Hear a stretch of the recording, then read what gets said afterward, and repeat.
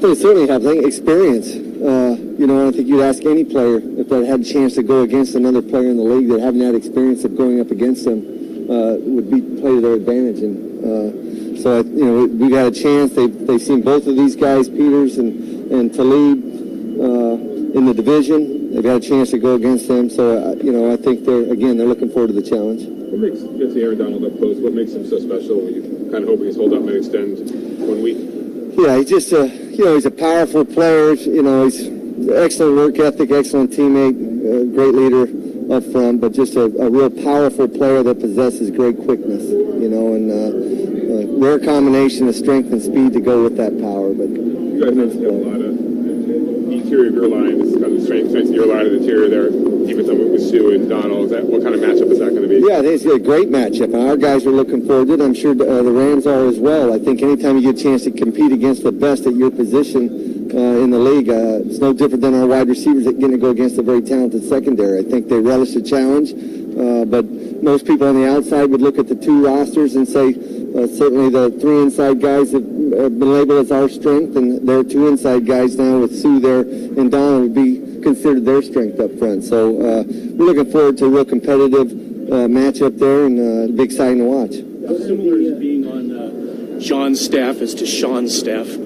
I used to say that Sean used to use a lot of Grudenisms, and how he spoke to the team and his message and mannerisms. I think there's a lot of similarities there that Sean had picked up, but certainly they're two different coaches, two different people, but it was when I first got to Sean's staff, I thought that was entertaining, to say the least, on some of the mannerisms that he used. He was quality control in Tampa in your year there, too? Yes. Was that when you first met him? Yes, first met him when John brought him on into Tampa there to work on offense, and he worked with the wide receivers. He helped Richard Mann with the wide receivers and did a lot of the preparation work there, but very bright at that time. Knew he was very bright coach, hard worker, and a good person to be around.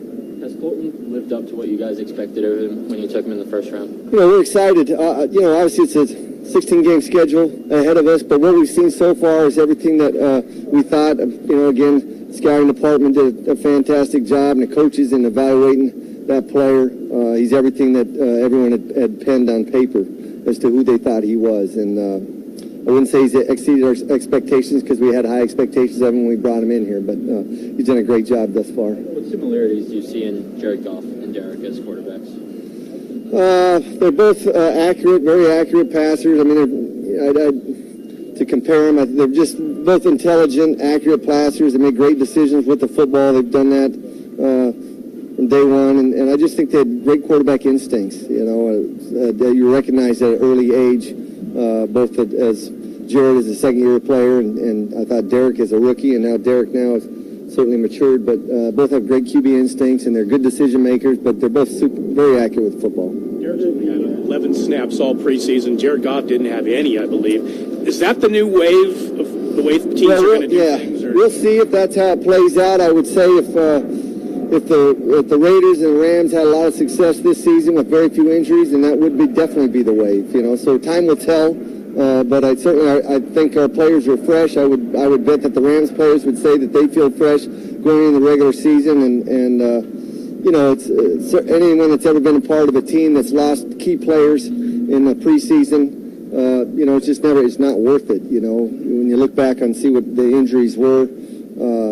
But if you're fortunate enough to get through the preseason and get a lot of good work against a number of different quality opponents and get through injury-free, then that's an advantage as well. But we just felt we wanted our players to be fresh, and we wanted to be our best players to be on the field when the regular season started. Two more guys. What were your thoughts on McLaren coming in, and what's it been like getting him up to speed so far? Yeah, really like A.J. McCarron again. I think the scouting department, we'd had an eye on him, had been evaluating him through the preseason with the thought that maybe there might be an opportunity for some of those one of those quarterbacks on that team to become available. We had some intel on A.J. From other coaches that had worked with him, but we liked the player. Again, we are happy to get him. He's been good since he's been here. He's been a quick study in terms of picking up the offense. He's been in the building, from dawn till dusk every day. Just a real pleasure to have him right now. Kind of everything that we thought he was, too. Good? That it? Thank you. Yep, that's all right. Obvious question. John tells you you're going to trade Khalil Mack. What are your first thoughts? And we prepared for it already? Are you kidding me? No, he's a fantastic player. Obviously, we all know that. But, we've been here for 6 months trying to build this thing the right way. And, we brought a lot of guys in the offseason. Shoot, I think the other night we played Green Bay. The starting defense, we had one guy who ran out of the starting lineup that was here last year. So we're trying to build this program the right way. And the organization, we made a decision to go in that direction. Because if you keep one player around, you're going to lose 7 others. So we thought, the best interest for the team is to make the move. And to be honest with you, the guys we have in that room are working their ass off, working hard, studying, doing the way things should be done the right way, and I'm pleased with where we're at. Because some of the guys on your defense haven't played with him, is it make that adjustment easier without their? Yeah, I mean, I think I saw the guy in a restaurant in March one time. My kids pointed out to me, "Hey, it's Khalil Mack. He's got the new Jordans on." I wouldn't know, but with as many new players that we brought in, new coaching staff, we just kind of got used to him not being here and operating with what we got. So we're going to move along that way. I think right after you got hired, you said one of your idea of a blitz was getting Khalil Mack one-on-one. Now that you don't have that sort of singular presence there, does that change in any way the way that you're going to try to bring pressure or generate pressures? I mean, the plan obviously changes when you have a guy like that. It's like having a great receiver, a great quarterback. Your plans change with what you got. You got to try to put the players that you have in the best position to succeed. That's what I get paid to do. So I'll try to do that with the guys we got here come Monday night. Do you think that Bruce is ready to handle the extra attention that may be paid towards him, and is he ready to kind of increase? I haven't really even thought about it that way. I mean, we got some other guys that can rush here too. We brought some young guys in the draft that I think are going to surprise some people. So, if Bruce happens to get double teamed more, we'll make note of it. But, we're going to move along with how we've been progressing through the spring with the guys that have been here, the guys in training camp that have been working hard, and I like our group. Cornerback's been kind of a revolving door here for years, different starters in and out. How do you feel about the guys you have now? And John was talking about how excited he is to see Gary on with healthy and just ready to go. Yeah, I mean, it's like I said, it's been a work in progress since we've been here. Having him out in the field's been great. We got Melvin out there and Nick Nelson and Cromartie out there. So Leon Hall's been playing some nickel for us and outside corner. So the group's come along. So, I mean, it may be throughout the course of the season. I told the players I'm going to utilize every guy in uniform. So don't think because you're in the starting lineup or on the 2 deep as a starter that you're not going to play in games. So I'm going to utilize as many 24, 25 guys, whatever they give me every Sunday. Has Garion's been able to stack practices together for the first time since he's been here? Yeah. Have you seen his level of play increase just because of that? No doubt, because he's got a better understanding of the ins and outs of the system, the adjustments, the coverage adjustments, some of the other things that we do. So he's progressing nicely. Bay's gotten a lot of praise for how innovative and creative his offenses are. Have you gone up against him before? Yeah, I got a lot of respect for Sean, what he does, program he runs. They're very innovative on offense. Obviously, they're the #1 offense in the NFL. So it'll be a great challenge for us Monday night. I went up against them. Actually, we played a game over in London. We went all the way over there and we tied the game. So after the game, we shook hands. We flew all the way over here for a tie. It's like a soccer match, you know what I mean? So in Wembley Stadium. But he's good at what he does. It's a great challenge, and I respect what he does. What does Cook add to their offense? He's, like I said, he's the only guy. I think they had 10 of the 11 starters back, and they added him. He's an explosive guy. He can get the ball down the field. Obviously, you look back at some of the games he played against the Raiders. He's done some damage here, so we're going to try to limit the damage that he can do on Monday night. What do you see of Cooper Kupp and I suppose your defense's ability in the slot to contain him? He's impressive. I mean, he makes tough catches. He's good run after the catch. So we'll have a plan for him. They got a lot of guys. They got Cooks and Gurley's. He's really good out of backfield catching screens and different plays like that. So and I think Woods is a great player. So they got a lot of weapons in there to take care of us.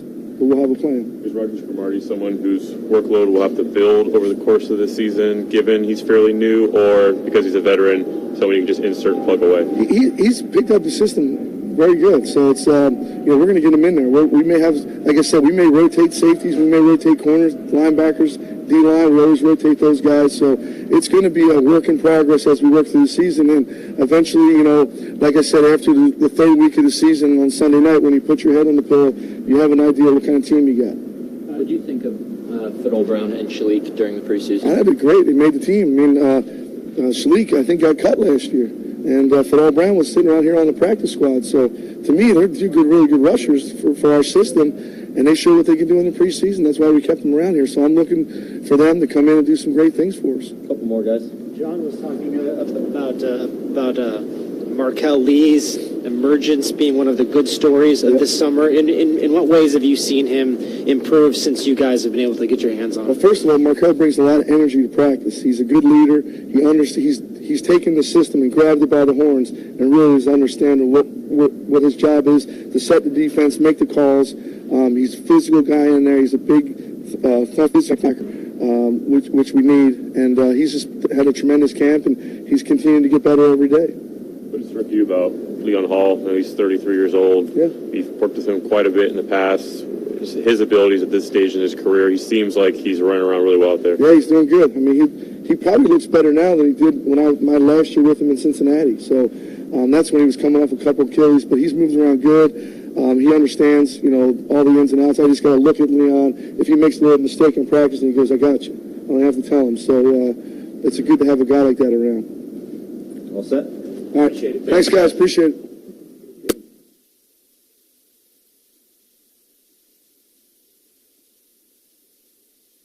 Playoffs. We're going to start with AFC Why not? playoffs. Kick off to week one. Kick off to week one. We're going to call our shots, and we're going to predict these 6 teams out of the 16 that will make the playoffs out of the AFC. Burleson, start us off. What do you got? So we just want to anger 10 teams right now. Exactly. Get after it. Let's go ahead and do it. This is what time it is. All right, we're going to make some predictions, and somebody's going to love it, somebody's going to hate it, but let's go for it. These are Nate's picks. You know the Magic 8 Ball. This is Magic Nate Ball. And here will be my AFC divisional champs right here. Let's go. We got the Steelers. Okay. Of course, I feel like with Le'Veon Bell, they're just the best offense. I mean, they have that trio right there to kill the bees, as we all know. Jaguars, fantastic. The best defensive football, and I do have faith in Blake Bortles. And the Patriots, you never count them out. As long as Brady's there, Belichick's there, and the Chargers, they're fantastic. How about my wild card teams? This is about to spice it up a little bit, baby. Come on, give me something. Okay. Yes, the best sophomore quarterback right there, Deshaun Watson. I can't wait to see what he's going to do this year. Hopefully he picks up where he left off. And in Baltimore Ravens, the best quarterback room in all of football, Joe Flacco, RG3, and Lamar Jackson, and they have surrounding pieces. This could be the best offense that Joe Flacco has played with in his entire career. So that right there, my 6 picks. Come at me, bro. I look at it, it's Titans, Bills, Chiefs from last year out for me this year. Yeah. 3 new teams, Ravens, Texans, Chargers in. All right, let's go with mine. Okay, here we go. My divisional champions, let's look in the crystal ball here. All right, Nate, we agree with a couple of these. Okay. 2 of them are the same. AFC. Next to the NFC later, too? We're going to NFC later. Oh, yeah. This is awesome. I got the Patriots winning. I got the Ravens taking over the Steelers. I've got it, and I've got the Chiefs with Mahomes winning that loaded AFC West. Shock value, yes, we're not done. My wild card teams. What you got, Shakes? Get in there. Come on, Pay. Do what you're born to do. Steelers. Okay. Oh. And the Dolphins. The Dolphins. My super team out of the AFC. That means I have all those other AFC West teams. The Broncos, the Raiders, the Chargers that we've been talking up out of the picture, and all the AFC South teams, Texans, Titans, and of course the Colts out of the picture. Yep. I'm going with the Miami Dolphins to shock the world as a wild card, and I love the Ravens this year over the Steelers, who've had way too many things going on this offseason for me to say they're going to win the division. Ravens over Steelers. Okay, all right. The way to do this is you do a little bit of chalk and a little bit of spice. All right, let's see if I can mix you guys up something. Here are my divisional champions in the American Football Conference for 2018. Some of these logos are going to jump through the screen at you. Sure, New England. I got Denver Colts. I got Baltimore in the north, and I am going with the Indianapolis Colts in the AFC South. I will tell you why momentarily. New England, of course, is the AFC Invitational up in Foxborough. But the wild cards, who do you put in? Who gets in? The Buffalo Bills were in the playoffs last year. Who's in this year? Jacksonville and the Oakland Raiders. I'm going to take a shot. Here's your spice. There's a little spice. I choose, in the case of the Raiders, I'm going to believe in the Gruden-Carr marriage. Defense might not be pretty. I think they can get to 9 wins in a wild card with the Gruden-Carr marriage. As far as Denver goes, I love the rookies. They're the best pass rush in football. I think Case will do enough. And the Indianapolis Colts, best quarterback in the division, who the Titans have never beaten, and they got a new coach, which is always a wild card. I think the Colts are going to win that. I love it. There it is. Boom! Shock value, bro. Wow. But I believe every word of it. We'd I'm not love for doing you guys to it. tweet your comments, especially you Steeler fans out there for this one. Sure. You know, fans were going to complain about mine here too. Before you tell people to tweet these guys, you go ahead and give them sales, Mine is a carbon copy of yours. Okay, what you Minus got, one man? team, which is crazy. We don't show each other anyway. Yeah, this is Here are my picks for the AFC Divisional Champions. Gotta go old school. New England Patriots. They're on top. The Steelers will be there. They'll face each other. Okay. The Jags earn their right to be there. And the Chargers are going to win the whole thing. They're going to win the West. They're the best on both sides of the ball. The most complete team, the most talented. They won 6 of their last 7 games. Last year they were on a roll, and they're going to be there. My wild card picks. Okay, what you got? This is hard. I also love Deshaun Watson and DeAndre Hopkins. I am going to put the Texans in there. Okay. And I'm going to seal the deal with the Broncos. This team had the second most turnovers last year, and now they have a Case Keenum quarterback who does not turn the ball over. point. They have great weapons surrounding him. Emmanuel Sanders is going to be great. Royce Freeman winning the starting gig. This offense is being slept on. We know the defense is great. Number 3 last year, and they added Bradley Chubb.